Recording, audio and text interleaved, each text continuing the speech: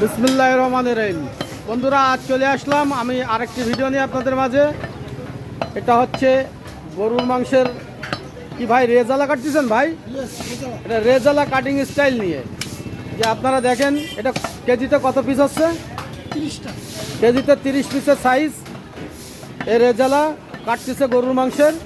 তা সব ধরনের মিলিয়ে কাটবে, মনে করেন চাপ, সিনা, পুট, গর্দান, সামনের রান সব ধরনের মিলায়ে কাটবে। এই যে আমাদের এক ভাই, বড় ভাই, নাম হলো মুরাদ ভাই। মুরাদ ভাই খুব ভালো মাংস কাটে।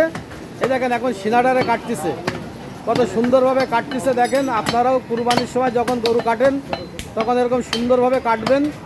আর এই কাটিং স্টাইলটা দেখে যদি আপনারা ফলো করে রাখেন বা আপনাদের মনে করেন যে পরিচর্যা করেন যে কুরবানির সময় নিজের গরুর মাংসটা নিজে কাটবেন, তাহলে দেখেন এই ধরনভাবে কাটবেন। এই কাটিং স্টাইলটা খুব ভালো লেগেছে আমার, তাই আপনাদের মাঝে একটা ভিডিও রাখছি। সিনা কাটতেছে, এটা রেজালা 30 পিসে কেজি। মুরাদ ভাইয়ের মাংসের কাটিং স্টাইলটা খুব ভালো। কত চারটা বিভিন্ন দাম আছে। আর এই যে কাটতেছে আমাদের আর এক ভাই, এটা হলো সামনের রান কাটতেছে। ভাই এটা সামনের রানের কি মাংস ভাই?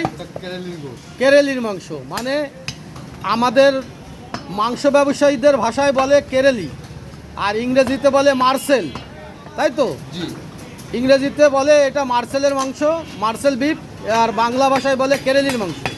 মানে মাংস ব্যবসায়ীদের ভাষায় বলে কেরেলির মাংস। তো আপনারা আজকে চিনলেন যে কেরেলির মাংস কীরকম হয়, কোন প্রকার হয়। তো ভালো থাকবেন, সুস্থ থাকবেন, সবার সুস্বাস্থ্য কামনা করে শেষ করছি আজকের ভিডিও। আল্লাহ হাফেজ।